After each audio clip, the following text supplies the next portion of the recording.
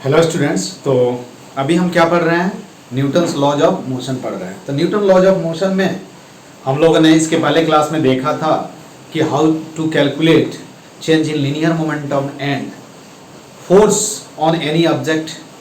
उसको हम क्या बोलते हैं? इम्पल्सिव फोर्स बोलते हैं। बेसिकली आगे जब हम पढ़ेंगे न्यूटन कोलिजन चैप्टर पढ़ेंगे तो उसको बेसिकली क्या बोलते हैं? Impulsive force. इम्पल्सिव फोर्स की वजह से ही क्या होता है? चेंज इन लीनियर मोमेंटम किसी भी ऑब्जेक्ट में होता है। तो उससे रिलेटेड कल हमने प्रॉब्लम देखा था। आज हम क्या देखेंगे कि लीनियर इम्पल्स लीनियर इम्पल्स क्या होता है, या सिंपल इम्पल्स क्या होता है? Impulse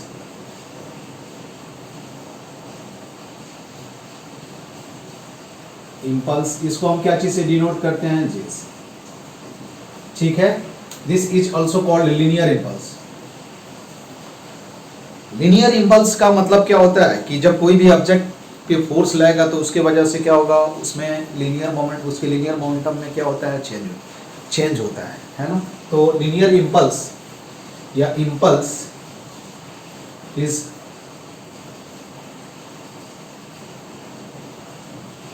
impulse due to force F between time t1 to t2 is defined as देखो J क्या होगा? J इज इक्वल टू क्या होगा? इंटीग्रेशन F dt क्या होगा? t1 टू क्या होगा? t2। या यहाँ आप ऐसे भी लिख सकते हो, एफ डी टी भी लिख सकते हो। ठीक है, क्या है जी? एफ डी टी इंटीग्रेशन टी1 टू क्या होता है? t2। दिस इज कॉल्ड क्या होगा? सिंपल। हम क्या पढ़ेंगे इसको? लीनियर इम्पल्स बोलते हैं। क्या बोलते हैं? लीनियर इम्पल्स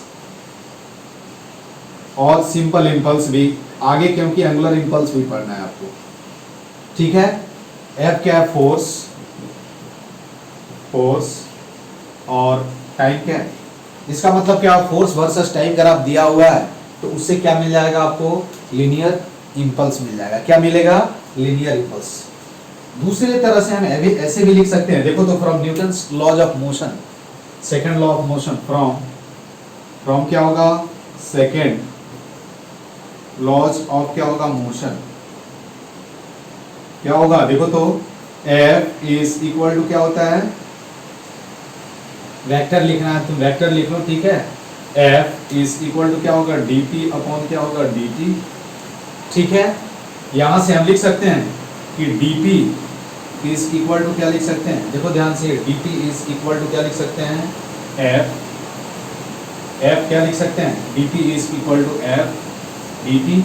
और यहां से लिख सकते हैं dp इज इक्वल टू क्या लिख सकते हैं? f dt। ठीक है। इसको लिखेंगे pi tf, इसको लिखेंगे t1 t2। ठीक है। इधर क्या लिखेंगे? Simple delta p is equal to क्या हो जाएगा? Integration f t1। ये सेकंड। तो लीनियर इम्पल्स को हम दो तरह से क्या करते हैं? डिफाइन करते हैं। अब क्या हो जाएगा? देखो सिंपल, यदि मुझे ये लिखना हो j इज इक्वल टू क्या हो जाएगा?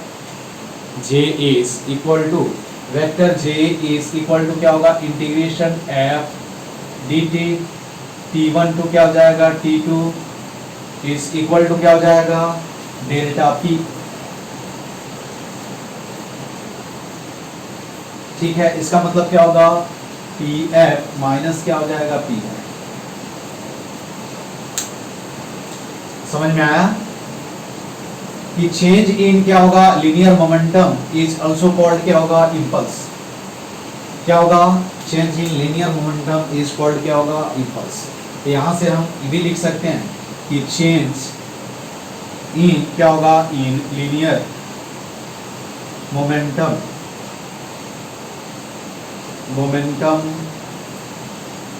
Is also called impulse. Impulse of क्या होगा? फोर्स। ठीक है, ये ध्यान रखना। लीनियर इंपल्स कोई पूछेगा तो क्या करोगे, change in linear momentum. Change in linear momentum क्या होगा, फाइनल मोमेंटम माइनस क्या होगा, इनिशियल मोमेंटम। और यदि फोर्स दिया हुआ है तो integration T1 to T2 F dt से आप क्या करोगे मोमेंटम सो इंपल्स कैलकुलेट करोगे। फोर्स को टाइम के रिस्पेक्ट में इंटीग्रेट कर देंगे over the given time interval या over the given time, then we will get क्या, इंपल्स, लीनियर इंपल्स। क्या मिलेगा अपने को, लीनियर इंपल्स। तो linear impulse is equal to क्या होगा, चेंज इन लीनियर मोमेंटम। क्या होगा, change in linear, as linear momentum is a vector quantity, hence change in linear momentum will be also vector quantity, therefore linear impulse is also a vector quantity। क्या हो जाएगा, linear impulse is ये क्या होगा, vector quantity। ठीक है, तो direction अब क्या होगा, direction of impulse is in the direction of क्या होगा, फोर्स। क्या लिखेंगे, direction of linear impulse is in the direction of क्या होगा, in the direction of force or in the direction of change in linear momentum, और in the direction of क्या होगा, in the direction of change in क्या होगा, linear momentum, change in linear momentum। ठीक है, बात समझ में आया, लीनियर, ये बात समझ में आया। उसके बाद इसका यूनिट क्या होगा, ये तुम लिख सकते हो, डायमेंशन भी लिख सकते हो। ठीक है, हाँ, इस पे न्यूमेरिकल्स भी हम सॉल्व कर सकते हैं। ठीक है, इंपल्सिव फोर्स जो होगा वो क्या होगा, इंपल्सिव फोर्स यहाँ लिख सकते हो, rate of change in linear momentum is called क्या होगा, इंपल्सिव फोर्स। क्या होगा, rate of change in linear momentum is called क्या होगा, इंपल्सिव फोर्स। ठीक है, तो उसके बाद हम क्या पढ़ेंगे, Newton's third law of motion पढ़ेंगे, फिर आएंगे सेकंड लॉ। सेकंड लॉ ही अभी क्या पढ़ना है अपने को, पूरे सेकंड लॉ ही पढ़ना है इसमें। तो हम क्या पढ़ेंगे, न्यूटन्स थर्ड लॉज ऑफ क्या होगा, मोशन। ये तुम लोग जानते हो क्या है, every action there is equal and opposite reaction.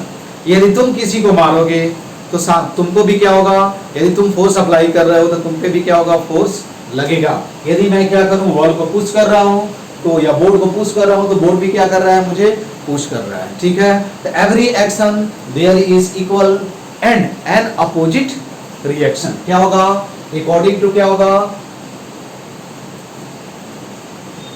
According to third law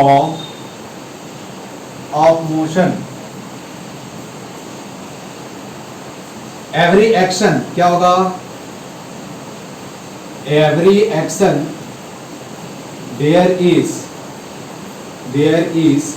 N equal and opposite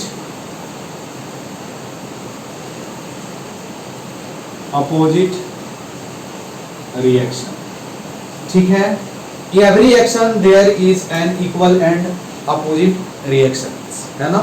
क्या है, एवरी एक्शन, आई मीन तुम यदि एक्ट करोगे तो क्या होगा, उसी टाइम क्या होगा, रिएक्शन होता है। ऐसा नहीं है, तुम देखना किसी को यदि तुम मारते हो तो ऐसा तो थोड़ी है कि चोट तुमको कुछ दिन के बाद लगता है, ऐसा तो नहीं है ना यार, है ना। क्या है, action and reaction take place simultaneously, I mean क्या होगा, there is no delay between action and reaction, there is no time delay between क्या होगा, action and reaction. The moment action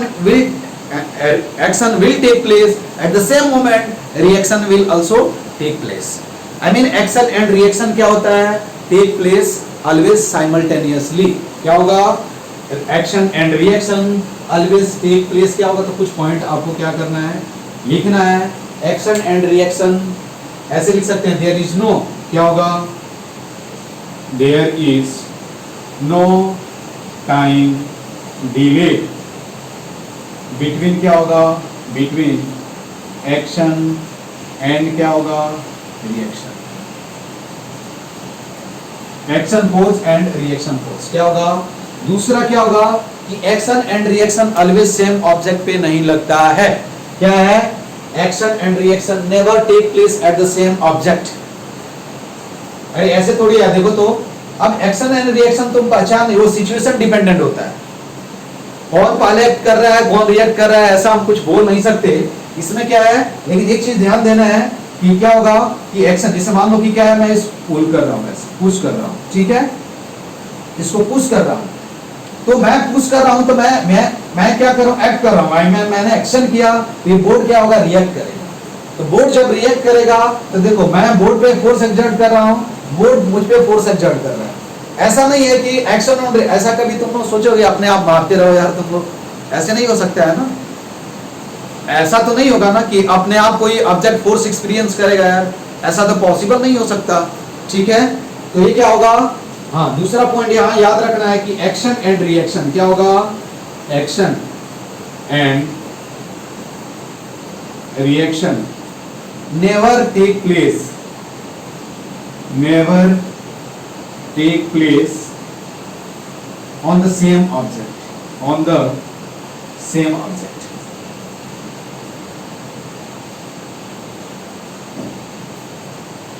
बात समझ में आया, एक्शन एंड रिएक्शन कभी भी सेम ऑब्जेक्ट पे नहीं हो सकता है।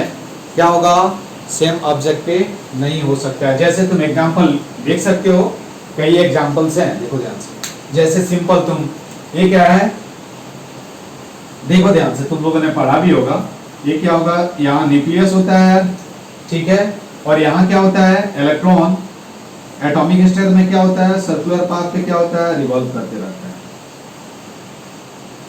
करता है ना। अब तुमको क्या लगता है कि ये इलेक्ट्रॉन पे क्या करता है, न्यूक्लियस इलेक्ट्रॉन पे क्या करता है, फोर्स अप्लाई कर रहा है इधर इधर, ठीक है। तो इलेक्ट्रॉन भी क्या है, उतने ही अमाउंट से फोर्स क्या करता है, अप्लाई करता है, किस पे, न्यूक्लियस पे, ठीक है। तो क्या होगा, इसको हम क्या बोलेंगे, एक्शन रिएक्शन पेयर बोलते हैं। क्या बोलते हैं, एक्शन रिएक्शन, आई मीन क्या होगा, ग्रेविटेशनल फोर्स जो होगा वो क्या होगा, एक्शन रिएक्शन पेयर फॉर्म करता है। इलेक्ट्रोस्टैटिक फोर्स क्या होगा, एक्शन रिएक्शन पेयर फॉर्म करता है, ठीक है। तो एक्शन एंड क्या होगा, action, every action there is equal and opposite क्या होगा, रिएक्शन, ठीक है। There is no time delay between क्या होगा, action and reaction, action and reaction never take place on the क्या होगा, सेम ऑब्जेक्ट, ठीक है। बात समझ में आया। तो ये क्या करेगा, न्यूक्लियस इलेक्ट्रॉन को पुल करता है, तो इलेक्ट्रॉन भी क्या करता है, न्यूक्लियस को सेम फोर्स से क्या करता है, पुल करता है, ठीक है। यहां एक पॉइंट और लिख लेना, एक्शन एंड रिएक्शन ऑलवेज अकर इन, यहां लिखा हूं, action and reaction always occur in pair. क्या होगा, एक्शन एंड क्या होगा, एक्शन एंड रिएक्शन ऑलवेज अकर इन क्या होगा, पेयर, ठीक है।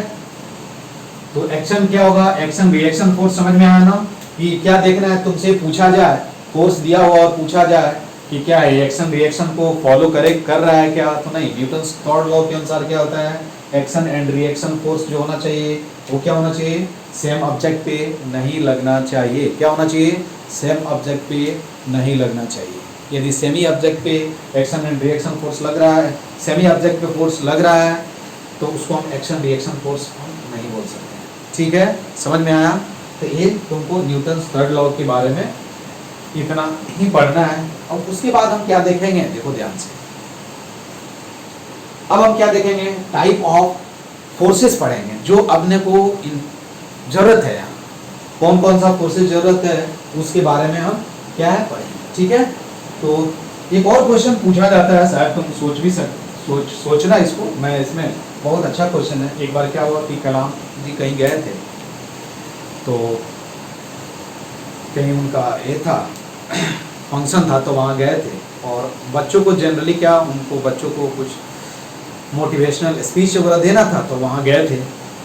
तो एक 8th क्लास का बच्चा पूछा था, एक यही क्वेश्चन पूछा था उससे कि सर आपने बोला कि there is no time delay between action and reaction, action and reaction के बीच टाइम डिले नहीं होता है, लेकिन आप ये भी आप जानते हैं कि क्या होगा कि ग्रेविटी क्या होगा, earth is revolving around the क्या होगा sun due to gravitational force between क्या होगा देम। यहाँ ग्रेविटेशनल फोर्स बिटवीन क्या होगा अर्थ एंड क्या होगा, gravitational force between earth and sun will form action reaction pair.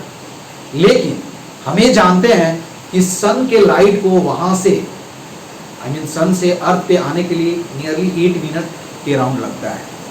तो क्या फोर्स को भी वहां से यहाँ आने के लिए, क्योंकि हम ये भी जानते हैं कि कोई भी चीजें दुनिया में लाइट के स्पीड से मूव, ज्यादा लाइट के स्पीड से मूव नहीं कर सकते। Nothing will move faster than the क्या होगा लाइट इन दिस वर्ल्ड। पूरे यूनिवर्स में कोई भी लाइट के स्पीड से ज्यादा वेलोसिटी से मूव नहीं कर रहा। तो वहां से फोर्स को भी तो कुछ टाइम तो लगेगा, फोर्स को वहां से फोर्स यदि एक्सर्ट कर रहा है सन अर्थ पे, तो वहां से कुछ तो टाइम लगेगा। तो मान लो कि अर्थ ने यदि फोर्स, सन ने फोर्स अभी एक्सर्ट किया, तो अर्थ पे वो फोर्स कितने टाइम के बाद लगना चाहिए, 8 सेकंड के बाद, क्या 8 मिनट के बाद लगना चाहिए। समझ में आना, कितने मिनट के बाद, 8 मिनट के बाद लगना चाहिए। तो यहाँ एक्शन रिएक्शन तो जो हम बोल रहे हैं कि एक्शन एंड रिएक्शन जो है वो क्या है, अकर साइमल्टेनियसली और there is no time delay between action and reaction. ये तो फेल हो जा रहा है। यार अभी क्या कर रहा है, फोर्स अप्लाई किया, कितने सन ने अभी अर्थ पे फोर्स अप्लाई किया, तो अर्थ से वो सन जो के पास जो फोर्स पहुंचेगा वो क्या होगा, 8 मिनट के बाद पहुंचेगा। ये बच्चा ने कलाम से क्वेश्चन पूछा था, कलाम जी से। तो फिर उन्होंने पूछा, उन्होंने ये बोला था कि बेटा तुम किस क्लास में पढ़ते हो, 8th क्लास में। तो उन्होंने ये बताया था कि जब इसके लिए तुम क्या बनना चाहते हो, तो वो बोला था कि मैं इंजीनियर बनना चाहता हूँ। तो फिर उन्होंने बोला, उन्होंने बच्चे से बोला कि बेटा तुम पहले तुम इंजीनियरिंग क्वालिफाई करो, उसके बाद तुम जब हायर क्लास में आओगे, तुम जब हायर क्लास में आओगे तो तुमको इस चीज़ का एक्सप्लेनेशन खुद मालूम चल जाएगा कि ऐसा क्यों होता है। न्यूटन्स लॉ जो है, थर्ड लॉ ऑलवेज क्या है, वैलिड है, लेकिन उसके लिए क्या है, अभी 8th क्लास तक वो चीज़ वो नहीं बता सकते थे, इसलिए उन्होंने एक्सप्लेन नहीं किया उसको। बोले कि जब तुम हायर क्लास में आओगे तो तुमको ये चीज़ें क्या है समझ में आ जाएगी। ठीक है, तो तुम भी सोचना कि ऐसा क्या वहाँ Newton third law of motion invalid हो जाता है क्या। लेकिन ये भी ध्यान रखना है कि न्यूटन थर्ड लॉ क्या है, इनवैलिड नहीं होता है। तो कुछ फोर्सेस हैं जो एक्शन रिएक्शन पेयर फॉर्म करते हैं। कौन कौन सा फोर्स होगा, ग्रेविटेशनल फोर्स होगा, इलेक्ट्रोस्टैटिक फोर्स होगा, नॉर्मल फोर्स होगा, ठीक है, फ्रिक्शन फोर्स होगा। ये सारी जो फोर्सेस हैं वो क्या है, एक्शन रिएक्शन फॉर्म करते हैं। ठीक है, एक चीज और ध्यान रखना है कि यदि न्यूटन थर्ड लॉ इनवैलिड हो जाए तो कंजर्वेशन ऑफ लीनियर मोमेंटम क्या होगा, कभी वैलिड नहीं होगा। क्या होगा, कभी वैलिड नहीं होगा। If Newton third law is invalid then क्या होगा, क्या हो जाएगा, देन क्या होगा, conservation of linear momentum valid नहीं होगा। ऐसा क्यों नहीं होगा, ये तुम खुद से सोच सकते। अब देखो मैं यहाँ तुमको बता देता हूँ। देखो जैसे एग्जाम्पल के लिए मैं तुमको बता रहा हूँ, ये मान लो तुमको मैंने बोला था कल की क्लास में, तो कुछ लोगों को डाउट भी था। ये 2 ब्लॉक है यार, ये क्या है, इसका मास क्या है, m1 है, और इसका मास क्या है, m2। ठीक है, क्या है, m1 एंड m2। अभी देखो ऐसे कांटेक्ट में है, ऐसे रखा हुआ है ना। जब एक दूसरे को प्रेस करेंगे तब क्या होगा, इनके बीच क्या होगा, फोर्स लगेगा। क्या होगा, फोर्स लगेगा। या ऐसे सोचो, सिंपल सिंपल देखो ध्यान से, ऐसे एक हम सिस्टम कंसीडर कर लेते हैं। ठीक है, ये कोई सिस्टम है, इसमें 2 ऑब्जेक्ट है। एक ऑब्जेक्ट क्या है, एक ऑब्जेक्ट यहाँ है, क्या है, ये ऑब्जेक्ट 1 है, और ये ऑब्जेक्ट क्या है, इसका मास क्या है, m1, और इसका मास क्या है, m2, और दिस इज सिस्टम। हमने सिस्टम मान लिया। ठीक है, देखो ध्यान से। और मान लो कि क्या है, इस पे क्या है, एक्सटर्नल फोर्स F लग रहा है ये पूरे सिस्टम पे। ये सिस्टम कितने पार्टिकल से मिलकर के बना हुआ है, 2 पार्टिकल्स। न्यूटन ने क्या बताया था कि इनके बीच इंटरेक्शन होगा, तो ये क्या करेंगे, एक दूसरे को क्या करेंगे। तो यदि मैं ये खींच रहा है तो हम क्या लिखेंगे, F12 force on F1 due to क्या है 2, हम क्या पढ़ेंगे इसको F12 को फिर क्या पढ़ेंगे, देखो F12 का मतलब क्या होगा ऑन ड्यू टू क्या होगा ड्यू टू 2, ठीक है। अब न्यूटन क्या है देखो F12, अब ये इसको M1 को M2 खींच रहा है तो M2 भी क्या होगा M1 को इधर खींचेगा, क्या होगा F21। अब यदि नेट फोर्स हम सिस्टम पे लिखेंगे तो क्या लिख सकते हैं, बताओ तुम बताओ, ठीक है। क्या होगा नेट फोर्स हम लिखेंगे तो क्या लिखेंगे F नेट, अरे एक्सटर्नल फोर्स, तो एस क्या होगा इंटरनल फोर्स यार, क्या होगा इंटरनल फोर्स, तो F12 प्लस क्या हो जाएगा F21। समझ में आया क्या, अरे ए इसको फोर्स लगा रहा है, ए भी इसको फोर्स लगाएगा ना, M1 पे M2 फोर्स एक्सर्ट कर रहा है तो M2 भी तो M1 को फोर्स एक्सर्ट करेगा, M1 पे फोर्स एक्सर्ट करेगा, तो हमने F21 F12 ऐसे मान लिया है, ठीक है। अब यहां से देखो क्या हो जाएगा F net, F net is equal to क्या होगा F प्लस F12 प्लस क्या हो जाएगा F21, ठीक है। अब मैं बता रहा हूं कि न्यूटन्स लिखने, अब देखो इफ मैंने मान लूं कि F इज इक्वल टू क्या हो जाए 0, आई मीन एक्सटर्नल फोर्स 0 हो जाए, तो यहां से क्या हो जाएगा देखो, तो F net is equal to क्या होगा F12 प्लस क्या हो जाएगा F21। यही बोल रहा था कि देखो एक दूसरे को ही क्या करेंगे कैंसिल। अब देखो तो अब according to Newton third law क्या होगा, देखो तो एक तुमसे देखो पहले देखो कि एक्शन रिएक्शन फॉर्म कर रहे हैं क्या, देखो तो F12 किस पे लग रहा है 1 पे ड्यू टू 2, F21 किस पे लग रहा है ऑन 2 ड्यू टू क्या है 1, तो देखो दोनों फोर्स अलग ऑब्जेक्ट पे लग रहा है, ठीक है। तो यदि क्या होगा न्यूटन थर्ड लॉ को हम यूज करें, अब देखो न्यूटन थर्ड लॉ यदि वैलिड होगा, इफ क्या होगा नाउ क्या होगा if Newton third law is क्या होगा वैलिड, ये पूछा जा सकता है, तो देखो तो हम लिख सकते हैं F12 is equal to minus क्या हो जाएगा F21, ये सही है क्या यार, अरे सही है क्या, दोनों का डायरेक्शन अपोजिट हो जाएगा, मैग्नीट्यूड तो सेम रहेगा ना यार, तो अब हम यहां से लिख सकते हैं, देखो तो अब क्या हो जाएगा F net is equal to क्या हो जाएगा 0 हो जाएगा। नेट फोर्स क्या हो गया, नेट फोर्स का मतलब क्या हुआ sum of external force and internal force, और इंटरनल फोर्स ये क्या होगा दिस इज कॉल्ड क्या होगा इंटरनल फोर्स, इसको हम क्या बोलते हैं इंटरनल फोर्स, इसको हम क्या बोलेंगे एक्सटर्नल फोर्स बोलेंगे, ठीक है। हमने ये सिस्टम कंसीडर कर लिया कि सिस्टम के बीच जो फोर्स लगता है उसको हम क्या बोलेंगे इंटरनल फोर्स बोलते हैं, क्या बोलते हैं हम इंटरनल फोर्स बोलते हैं, ठीक है। और भी एग्जांपल मैं तुमको देता हूं, अब देखो यदि न्यूटन थर्ड लॉ वैलिड हो रहा है तभी क्या है इंटरनल फोर्स एक दूसरे को क्या कर रहे हैं कैंसिल आउट कर रहे हैं ना, F12 इज इक्वल टू क्या होगा F21, तो नेट फोर्स यदि एक्सटर्नल फोर्स यहाँ 0 हो गया तो इंटरनल फोर्स भी क्या हो जाएगा, इंटरनल फोर्स तो 0 ही हो जाएगा यार, तो लीनियर मोमेंटम क्या हो जाएगा कंजर्व हो जाएगा, ठीक है। हेंस क्या हो जाएगा, हेंस यहाँ क्या हो जाएगा, hence P is equal to क्या हो जाएगा कांस्टेंट। कब ये बात समझ में आया, जब क्या होगा एक्सटर्नल फोर्स 0 हो जाए और न्यूटन थर्ड लॉ वैलिड हो। अब यदि देखो यहां हमने एक्सटर्नल फोर्स 0 कंसीडर कर लिया है, ठीक है, यहां हमने न्यूटन थर्ड लॉ कंसीडर कर लिया वैलिड, यहां मैं लिखूं कि इफ क्या होगा, इफ न्यूटन्स क्या होगा, न्यूटन्स थर्ड लॉ इज क्या होगा, is just is not valid, just मैं बता रहा हूं, तो ये क्या होगा F12 नॉट इक्वल टू क्या होगा F21, ये कभी हो ही नहीं सकता है। अब जब ये इक्वल नहीं होगा तो देखो एक्सटर्नल फोर्स 0 है, क्या है एक्सटर्नल फोर्स यहां भी 0 है, लेकिन क्या होगा F नेट क्या होगा, net will be not 0, even the external force यहां 0 हो गया, लेकिन इंटरनल फोर्स एक दूसरे को कैंसिल नहीं करेंगे और F नेट क्या हो गया 0 नहीं हुआ, तो इसलिए लीनियर मोमेंटम यहां क्या हो जाएगा dp will not be constant. अरे कुछ फोर्स लगेगा यार तो वेलोसिटी चेंज होगा, वेलोसिटी चेंज होगा तो मोमेंटम कांस्टेंट होगा क्या, नहीं कांस्टेंट होगा, समझ में आया ना, आई मीन इस सिस्टम का मोमेंटम जो होगा क्या होगा कंजर्व नहीं होगा।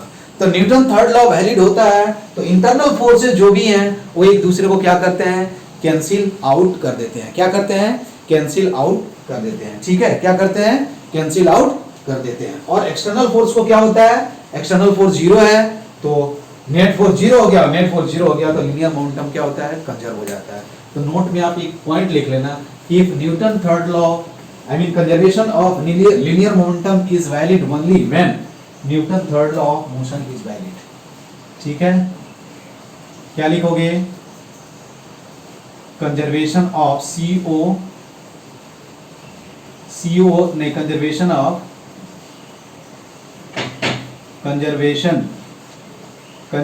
ऑफ लीनियर मोमेंटम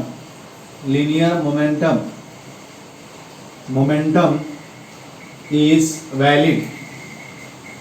वैलिड क्या होगा, ओनली व्हेन न्यूटन्स क्या होगा, when Newton's third law is क्या होगा, वैलिड। आगे तुमको एक्सटर्नल फोर्स इंटरनल फोर्स समझ में आएगा, अभी कंफ्यूज मत हो जाना तुम लोग कि एक्सटर्नल फोर्स, अभी इतने टाइप के हम फोर्सेस पढ़ेंगे कि तुमको खुद समझ में आई मीन इतने टाइम हम यूज करेंगे उसको कि तुमको खुद समझ में आ जाए कि एक्सटर्नल फोर्स क्या है, इंटरनल फोर्स क्या है। तो अभी पैनिक नहीं होना है यदि आपको इंटरनल फोर्स एक्सटर्नल फोर्स में कंफ्यूजन हो रहा है, अभी थोड़े टाइम के बाद तुमको समझ में आ जाएगा। इसलिए कंजर्वेशन ऑफ लीनियर मोमेंटम हम कहाँ मोस्टली कहाँ पढ़ते हैं, कोलिजन चैप्टर में पढ़ते हैं, जब आपको इंटरनल फोर्स एक्सटर्नल फोर्स का कॉन्सेप्ट क्लियर अच्छे से हो जाता है। ठीक है, अब हम आते हैं जो इंपॉर्टेंट पॉइंट है उस पे, क्या है कि टाइप ऑफ, अभी जो फोर्सेस अपने को पढ़ना है उसके बारे में जो ज्यादा यूज है अपने को, क्या है, हम पढ़ेंगे कि टाइप ऑफ फोर्स। यहां फंडामेंटल फोर्सेस हमने पढ़ा था, उसका पार्ट हम पढ़ेंगे। सबसे पहले हम पढ़ेंगे वेट।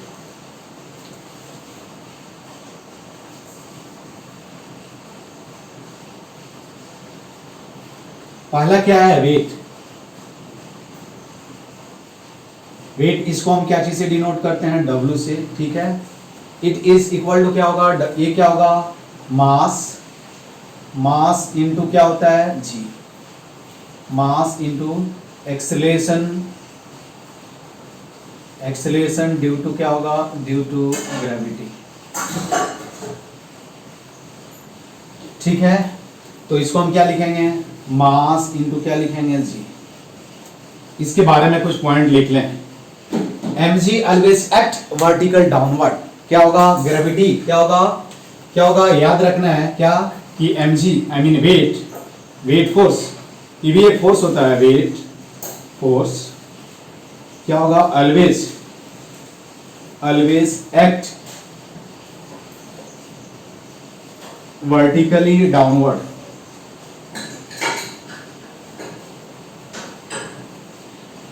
कहां लगता है, डाउनवर्ड लगता है। ऑलवेज किधर लगेगा, वर्टिकल डाउनवर्ड। ऑब्जेक्ट कैसे भी हो, ऑलवेज कहां लगता है, डाउनवर्ड लगता है। ठीक है, कहां लगेगा, डाउनवर्ड लगेगा।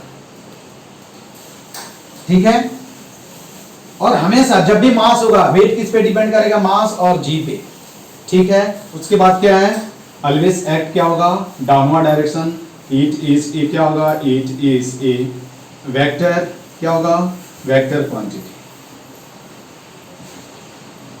ठीक है, for extended object, extended object का मतलब क्या होगा कि उसका शेप एंड साइज क्या हो, निग्लिजिबल हो। जैसे मैं दिखाऊंगा अभी तुमको, जैसे मान लो कि क्या है, for extended object, for extended object क्या होगा, इट एक्ट एट द क्या होगा, at the centre of mass, centre of COM, centre of mass, centre of mass पे क्या होता है, लगता है। जैसे एक एग्जांपल देख लो तुम, इसको हम क्या बोलते हैं, नॉन कांटेक्ट फोर्स बोलते हैं। ठीक है, जैसे देखो ये क्या है, पॉइंट ऑब्जेक्ट है, पॉइंट ऑब्जेक्ट। ठीक है, तो mg किधर लाएगा, इसका मास यदि क्या है, m दिया हुआ है, m, तो mg किधर लाएगा, ऑलवेज क्या होगा, डाउनवर्ड लाएगा। ठीक है, एक देखो इधर क्या है, ये रॉड रखा गया है, देखो इधर देखना ध्यान से, बाद में बताऊंगा। mg किधर लग रहा है, ये ऑब्जेक्ट है, पॉइंट ऑब्जेक्ट है, कैसा है, पॉइंट ऑब्जेक्ट, पॉइंट ऑब्जेक्ट। यहां एक रॉड रख दिया गया, और रॉड का बाद में देखो, रॉड का सेंटर ऑफ मास कहां होगा, यहां लाई करता है, तो यहां mg किधर लगेगा, सेंटर ऑफ मास। बाद में तुमको ये क्या हुआ, centre of mass, extended object के लिए, ठीक है। यदि तुमसे मैं बोलूं कि एक बॉक्स रखा गया है, ठीक है, स्क्वायर ब्लॉक रखा गया है, स्क्वायर ब्लॉक, अगेन यहां तुमसे कोई पूछे कि mg कहां लगेगा, तो इसके सेंटर ऑफ मास पे लगेगा। mg हमेशा क्या है, कैसे रहेगा, mg ऑलवेज क्या है, वर्टिकल डाउनवर्ड। एक रॉड ऐसे देखो, ये थ्रेड है, ये सीलिंग हो गया, यहां से थ्रेड से, आइडियल थ्रेड है, इसको बाद में हम देखेंगे। एक रॉड को क्या किया गया है, लटका दिया गया, ये थ्रेड है, दिस इज थ्रेड या रोप। यहां mg कोई पूछे इस थ्रेड पे, ये इस रॉड, ये रॉड है, तो mg कहां लग रहा है, इसके सेंटर ऑफ मास पे। ऑलवेज mg किधर रहेगा, फोर्स किधर रहेगा, डाउनवर्ड लगेगा। इसको हम क्या बोलेंगे, ग्रेविटेशनल फोर्स, और क्या बोलेंगे, वेट बोलते हैं।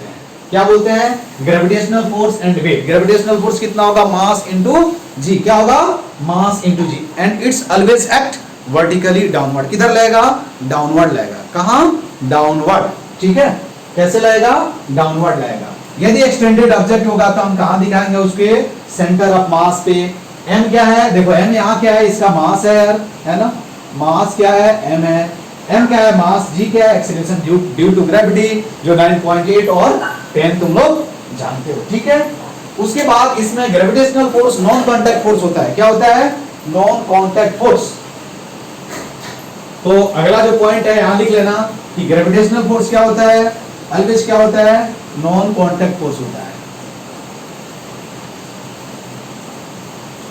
क्या होगा, इट इज कॉल्ड, क्या होगा, इट इज, ये क्या होगा, non contact force,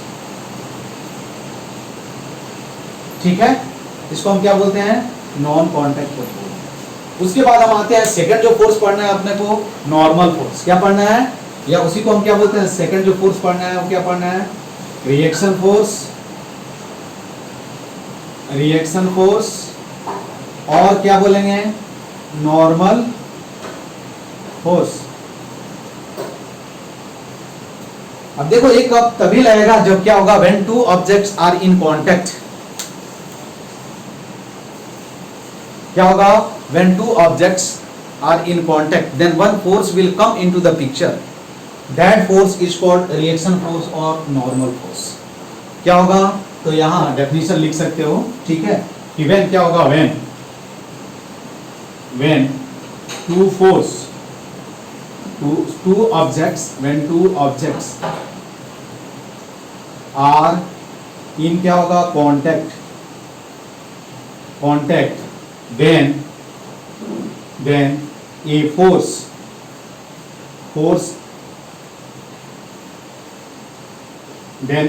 act between क्या होगा, then this force is called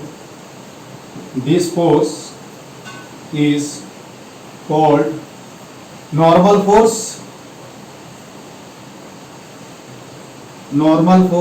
और क्या बोलते हैं इसको, रिएक्शन फोर्स। आगे थोड़ा डिफरेंस होता है जब फ्रिक्शन चैप्टर पढ़ेंगे, ठीक है। तो जब ये क्या होगा, देखो, when two objects are in contact, then a force act between them, this force is called normal force। Normal, जब दो ऑब्जेक्ट कांटेक्ट में होगा तभी क्या, तब एक फोर्स उनके बीच लगता है, उस फोर्स को हम क्या बोलते हैं, नॉर्मल फोर्स बोलते हैं। इसका मतलब क्या है, ये फोर्स तभी लग सकता है जब दो ऑब्जेक्ट क्या हो, कांटेक्ट में हो। जब दो ऑब्जेक्ट कांटेक्ट में होगा तभी क्या होगा, ये फोर्स लगेगा, ठीक है। जैसे देखो क्या होगा, जैसे मान लो कि क्या है, यहां एक ब्लॉक, देखो ध्यान से, ये ग्राउंड हो गया है, ठीक है, ये ब्लॉक रख दिया, ठीक है, ब्लॉक है। अब ये दोनों देखो, ground, this is nothing but the ground. क्या है, ग्राउंड। इसको n लिख लेना, क्या है इधर है ना, n से डिनोट करते हैं, कैपिटल N से, ठीक है। तो ये देखो, अब इस पे देखोगे, देखो तो ये ब्लॉक ग्राउंड पे रुका हुआ है, इसका मतलब क्या है, इसका मतलब क्या है, देखो ब्लॉक पे फोर्स दिखाओगे तो देखो ये क्या होगा, ये ब्लॉक मैं दिखा अलग अलग दिखा रहा हूं, ये ब्लॉक हो गया। अब इस पे क्या होगा, देखो ये फोर्स लगाएगा कौन, N, ये कौन लगा रहा है, force on block due to क्या होगा, ग्राउंड। ये किधर लग रहा है, देखो ध्यान से, किधर लग रहा है, नॉर्मल फोर्स ऑलवेज क्या होता है, कंप्रेसिव नेचर का होता है। ये किधर लग रहा है, जिस पे देखो किस पे लग रहा है, ब्लॉक पे किधर लग रहा है, ऊपर, ये ग्राउंड हो गया यार। तो ग्राउंड पे ब्लॉक फोर्स किधर लगाएगा, नीचे लगाएगा, किधर, नीचे। तो ये this is nothing but the क्या हुआ, normal force, normal force on क्या होगा, ऑन ब्लॉक, दिस इज क्या होगा, normal force, normal force on क्या होगा, ग्राउंड। अब देखो यहां ध्यान से, यदि मैं ब्लॉक को सिस्टम कंसीडर करूंगा तो n क्या हो जाएगा यार, एक्सटर्नल फोर्स हो जाएगा, समझ में आया। यदि मैं ग्राउंड क्या होगा, ग्राउंड एंड ब्लॉक को सिस्टम मान लूं, इन दोनों को एक सिस्टम मान लूंगा, तो ये क्या हो जाएगा, इंटरनल फोर्स हो गया, क्या एक दूसरे को क्या करेंगे, कैंसिल करना है। समझ में आया क्या, अभी और भी मैं बताऊंगा। तो यहां क्या हो रहा है, देखो नॉर्मल फोर्स ऑलवेज क्या होता है, normal force always act on the surfaces, normal force act on the, normal force act perpendicular to the surfaces which are in contact. Always क्या होगा, सरफेसेस जो कांटेक्ट में होते हैं उनके क्या होता है, परपेंडिकुलर लगता है। ये जरूरी है, देखो ध्यान से, जैसे हमने कैसे दिखाया है, नॉर्मल दिखाया है, देखो ध्यान से, ऐसे दिखाया है ना यार, ऐसे नॉर्मल, ठीक है। तो ये ब्लॉक पे फोर्स किधर लग रहा है, अप लग रहा है, ग्राउंड पे किधर लग रहा है, डाउन लग रहा है, ठीक है। यदि दोनों को तुम ज्वाइन करोगे तो देखो न्यूटन थर्ड लॉ के अनुसार क्या है, ये इंटरनल फोर्स हो गया, यदि दोनों को सिस्टम मान लोगे तो नेट फोर्स क्या हो जाएगा, नेट इंटरनल फोर्स 0 हो जाएगा, ठीक है। तो अगला पॉइंट क्या है यार, लिखोगे कि नॉर्मल फोर्स एक्ट, कुछ पॉइंट लिख लो ध्यान से, इसके बारे में क्या होगा, normal force, normal force act only when क्या होगा, when both object, when both objects are in क्या होगा, in contact। कोई पूछे कि यदि ऑब्जेक्ट कांटेक्ट में नहीं है, नॉर्मल फोर्स क्या होगा, तो 0 हो जाएगा, ठीक है। उसके बाद अगला पॉइंट याद रखना है कि नॉर्मल फोर्स ऑलवेज एक्ट क्या होगा, normal force always act perpendicular to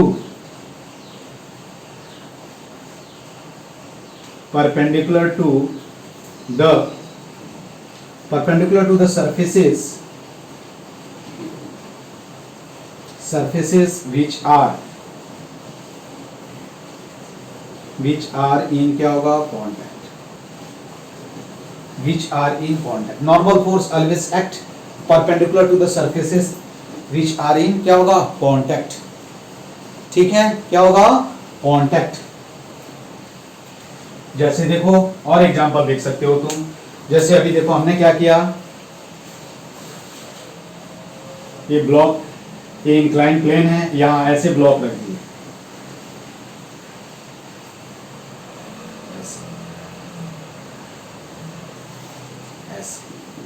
अब तुमसे कोई पूछे कि ब्लॉक पे ब्लॉक है, देखो ध्यान से, ब्लॉक पे नॉर्मल फोर्स, देखो ये सरफेसेस है ना यार, इसी पे परपेंडिकुलर लगेगा, ये ध्यान रखना। यदि मैं इधर दिखा रहा हूं, देखो ध्यान से, यही क्या हो गया, तुम्हारा ब्लॉक हो गया एक। अब इस पे देखो, इधर नॉर्मल फोर्स किधर लगेगा, इधर लगेगा ब्लॉक। और ग्राउंड पे कोई, आई मीन इंक्लाइन प्लेन पे कोई पूछे तो किधर लगेगा, डाउनवर्ड लगेगा, ऐसे लगेगा। mg तुमसे ब्लॉक का mg पूछे कोई किधर लगेगा यार, mg इधर लगेगा, हमेशा याद रखना। mg ऑलवेज क्या होता है, वर्टिकल डाउनवर्ड लगता है। नॉर्मल फोर्स ऑलवेज क्या होता है, सरफेस जो होते हैं उस पे क्या होते हैं, कांटेक्ट में। अब देखो हमने ये नॉर्मल फोर्स किस पे दिखाया है, नॉर्मल फोर्स ऑन द क्या होगा, normal force on block due to क्या है, due to due to incline plane.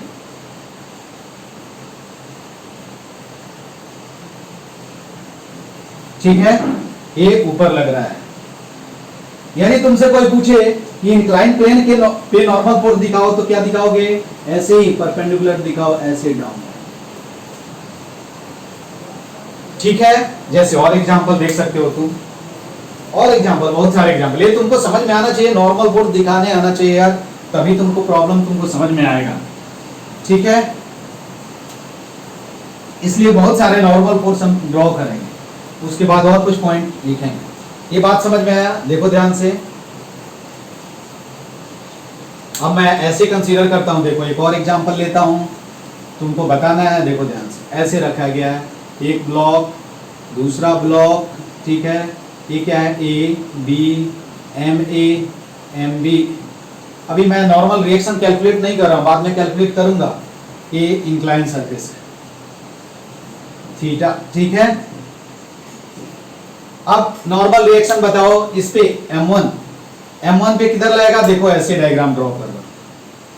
ये क्या हुआ? M1 अलग अलग दिखाओ तुम, किधर लगेगा? सरफेस के परपेंडिकुलर, तो ऐसे लगेगा। ये किधर लग रहा है? N1 किधर लग रहा है? ऊपर लग रहा है। ठीक है, समझ में आना? ये क्या हुआ? ये हो गया। अब B पे दिखाओ, ये क्या है? ये कौन फोर्स एक्सर्ट कर रहा है? ब्लॉक B कर रहा है। फोर्स ऑन क्या होगा? Normal force on A due to क्या होगा? Due to B। ठीक है, चलो हम B पे लिख देते हैं। B पे देखो ध्यान से, ऐसे ही पैरेलल रखो यार B। अब देखो N1 A पे, ब्लॉक A पे कौन फोर्स एक्सर्ट कर रहा है यार? ये थोड़ा छोटा दिखा देना तुम लोग, नहीं तो बोलोगे कि सर उधर कुछ और दिखाए, आप इधर देखो। तो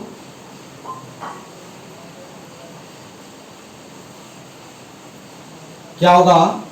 N1 पे फोर्स किधर लग रहा है? N1 फोर्स की, आई मीन A पे फोर्स किधर लग रहा है? अप लग रहा है। कौन लगा रहा है? B। तो A B पे किधर फोर्स लगाया गया? डाउन लगाया गया ना, तो इधर N1 किधर लगेगा? इधर लगेगा, इस पे। N1 किस पे लग रहा है? अब इस पे भी है, ये भी तो सरफेस उस पर फोर्स लगाएगा, इसको हम क्या बोलेंगे? N2 बोलेंगे। तो N2 किधर लग रहा है? ये ब्लॉक क्या हो गया? B हो गया। तो दिस इज क्या होगा? N2 क्या होगा? नॉर्मल फोर्स ड्यू टू क्या होगा? Due to incline surface.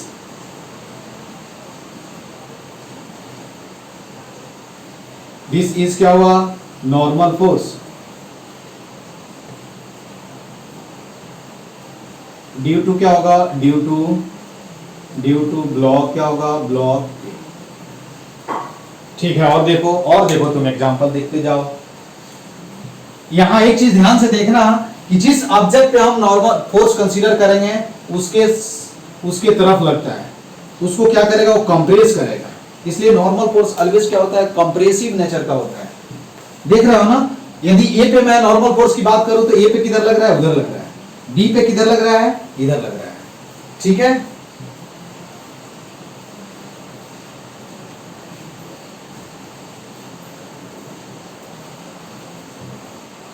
यहां और एक एग्जांपल देखो। एक लैडर है, ये प्रॉब्लम नहीं मिलेगा अपने को। ये लैडर है, यहां देखो जितने जगह कांटेक्ट में है।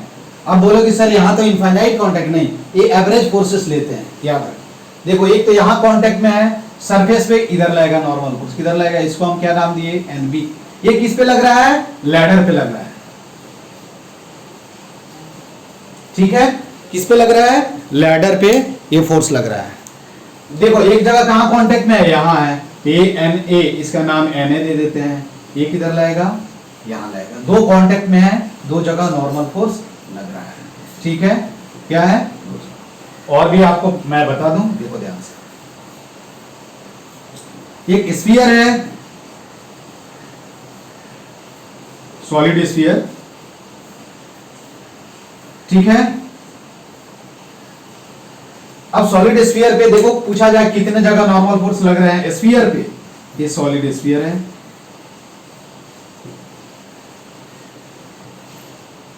हमेशा mg, देखो यहाँ mg कोई पूछे कहाँ लग रहा है, यहाँ लग रहा है। mg यहाँ कोई पूछे कहाँ लग रहा है, यहाँ लग रहा है। mg यहाँ पूछे कोई यहाँ, तो हम क्या लिखेंगे, देखो यहाँ ऑलवेज mg क्या होगा, mag लिख लो वर्टिकल डाउनवर्ड। यहाँ क्या लिखोगे, mbg वर्टिकल डाउनवर्ड। ठीक है, बाद में हम देखेंगे m1 mg कैसे कैलकुलेट। तो देखो यहाँ अब सॉलिड स्फीयर पे देखो ये कांटेक्ट कहाँ है, यहाँ है ना यार, एक फोर्स किधर लगेगा, n1 इधर लगेगा, एक कांटेक्ट क्या है इधर है, तो n2 इधर लगेगा। समझ में आई बात। तो ऑलवेज क्या होगा, normal force act on the surfaces, act perpendicular to the surfaces which are in contact. Normal force always क्या होगा, देखो जिस ऑब्जेक्ट की बात कर रहा हूं उस ऑब्जेक्ट पे क्या होता है, लगता है। ठीक है, उससे पास होकर के उससे पास होता है। समझ में आया ना। देखो जैसे हमने क्या किया, ये पे क्या है और कांटेक्ट से क्या होता है, अवे लगता है। दोनों पे क्या है, normal force always act away from the क्या होगा, point of contact, and always through the क्या होगा, बॉडी। ध्यान से देखना। तो एक और पॉइंट लिख लो, देखो तो अरे इधर ये कांटेक्ट है, पॉइंट ऑफ कांटेक्ट यही बना है, यहां से अवे लग रहा है, इस पे किधर लग रहा है, इधर। किधर लग रहा है, इधर इधर, और इस पे किधर लग रहा है, इधर लग रहा है। तो पॉइंट ऑफ कांटेक्ट से क्या अवे लग रहा है, थ्रू द बॉडी। इस पे हम बात कर रहे हैं तो उस पे, और इस पे बात कर रहे हैं बी पे, तो बी के तरफ। ठीक है, तो एक और पॉइंट यहां लिख लेना नोट में। ठीक है, और पॉइंट क्या है कि normal force always act, normal force always act away from the क्या होगा, फ्रॉम द पॉइंट ऑफ क्या होगा, contact, and through the body.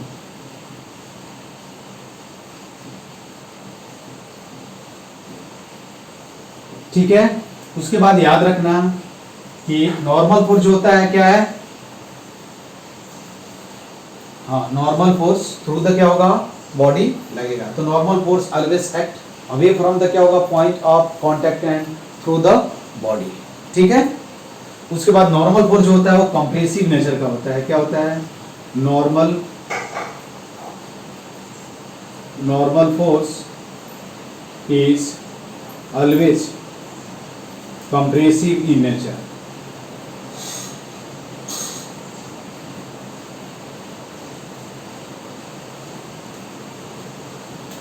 इसका जो ओरिजिन होता है इलेक्ट्रोमैग्नेटिक ओरिजिन होता है। ठीक है, तो ये भी एक इलेक्ट्रोमैग्नेटिक नेचर के फोर्सेस हैं। This is also called electromagnetic force. इसको हम क्या बोलते हैं, इलेक्ट्रोमैग्नेटिक फोर्स बोलते हैं। ठीक है, तो इसका काम क्या होता है, ऑलवेज कंप्रेसिव नेचर का होता है। जैसे ही ऑब्जेक्ट क्या होगा, कांटेक्ट में नहीं रहेगा, तो नॉर्मल फोर्स क्या हो जाएगा, जीरो हो जाएगा। क्या हो जाएगा, नॉर्मल फोर्स जीरो हो जाएगा। ठीक है, तो आज के क्लास में इतना ही। नॉर्मल, अगले क्लास में हम क्या पढ़ेंगे, टेंशन पढ़ेंगे, और फिर इस पे कुछ हम न्यूमेरिकल्स देखेंगे। ठीक है, तो आज की क्लास में बस इतना ही। Okay, thank you.